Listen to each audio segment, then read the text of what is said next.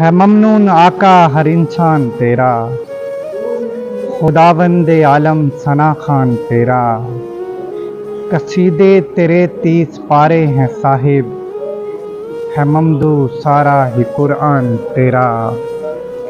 تجھے ایک نظر جس نے چاہت سے دیکھا، صحابی بنا ہے وہ ذیشان تیرا۔ تو مقصود ارض و سما یا محمد، ہر ایک زندگی پہ ہے احسان تیرا۔ خدا کا بتایا ہوا راستہ ہے، ہر ایک راستہ ہے یوں آسان تیرا۔ تیری پیروی میں نجات دو عالم، تو سچا ہے صادق ہے فرمان تیرا۔ بھلا اور کیا چاہیے ہے اسے پھر، اگر جامی بن جائے مہمان تیرا۔